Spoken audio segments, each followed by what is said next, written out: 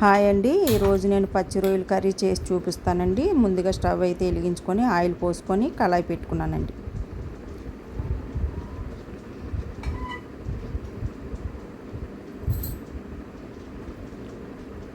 Oil అయితే వేడెక్కిందండి.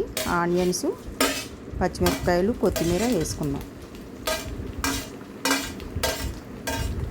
ఒకసారి కలుపుకుందామండి.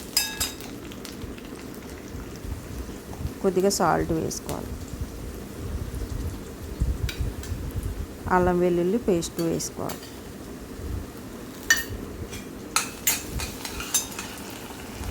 టమాటా paste వేసుకోవాలి. ఒకసారి అంతా కలుపుకుందామండి. కొద్దిగా పసుపు, కొద్దిగా ధనియాల పొడి, గరం మసాలా పొడి వేసుకోవాలండి. ఒకసారి కలుపుకుందాం.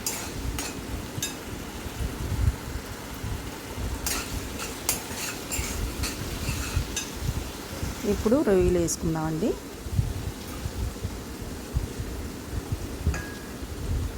రొయ్యలు అయితే చాలా బాగున్నాయండి, ఫ్రెష్గాను. ఇగురు చేసుకుంటే చాలా బాగుంటుందండి టేస్ట్. ఒకసారి అంతా కలుపుకుందామండి.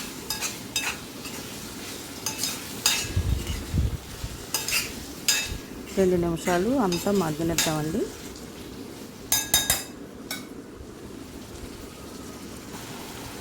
సరిపడినంత కారం వేసుకోవాలండి.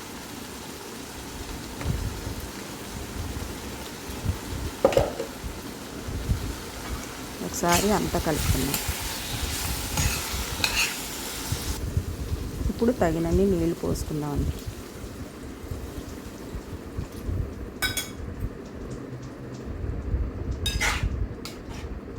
ఒకసారి అంతా కలుపుకొని కొద్దిగా జీరా పౌడర్ వేసుకోవాలండి. కొద్దిగా సాల్ట్ సరిపోలేదండి, వేసుకున్నాను. 10 నిమిషాలు అంతా ఉడికిద్దామండి. చూడండి ఎంత బాగున్నాయో రొయ్యలు. అయిపోయిందండి కర్రీ అయితే.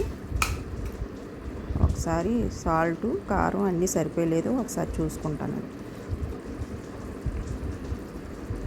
టేస్ట్ అయితే మాత్రం చాలా బాగుందండి. మీకు కనుక ఈ వీడియో నచ్చినట్టయితే లైక్ చేసి సబ్స్క్రైబ్ చేయండి. థ్యాంక్ యూ అండి.